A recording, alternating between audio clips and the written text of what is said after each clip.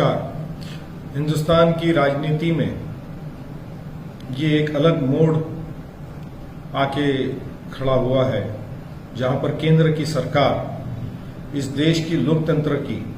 हत्या करने पर तुली हुई है। पूरा देश कोविड-19 की परिस्थिति से गुजर रहा है।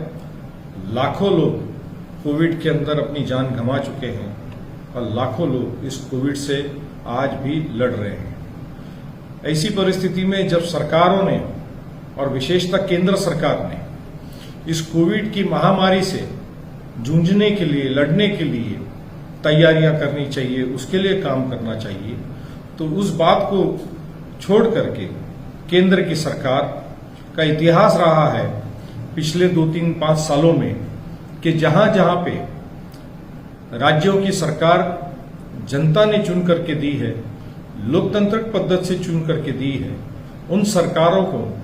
गिराने का काम, अनस्टेबल करने का काम ये बीजेपी की केंद्र की सरकार कर रही है। इसका आज का उदाहरण जो है राजस्थान का सरकार आपके हमारे सामने है। जबकि सरकार ये कह रही है राजस्थान की कि अधिवेशन बुलाया जाए, सेशन बुलाया जाए, मगर महामहिम राज्यपाल जी उस बात पे बिल्कुल गौर फिक्र नहीं कर रहे हैं। गवर्नर्स जो इस देश के हैं, जो महामुहिम हैं, वो राष्ट्रपति के अंदर आते हैं और वो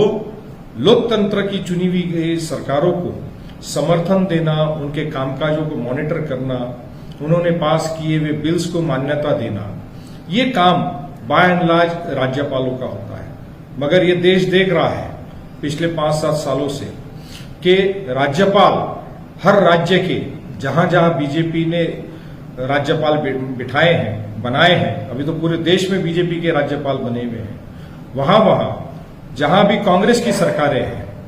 वहां उन सरकारों को अनस्टेबल करने का काम, सरकार को किसी भी प्रकार की सहायता देने का काम महामुहिम नहीं कर रहे हैं। हमारी आज ये स्पीकअप इंडिया के माध्यम से केंद्र सरकार को और राष्ट्रपति को और राजस्थान के राज्यपाल को हमारी ये विनती है कि ऐसे पेंडेमिक सिचुएशन में आपने राजकारण से दूर होकर के इस बात से ऊंचा उठ करके अपने पद की गरिमा को मेंटेन करना चाहिए और राजस्थान की सरकार को अनस्टेबल होने के जो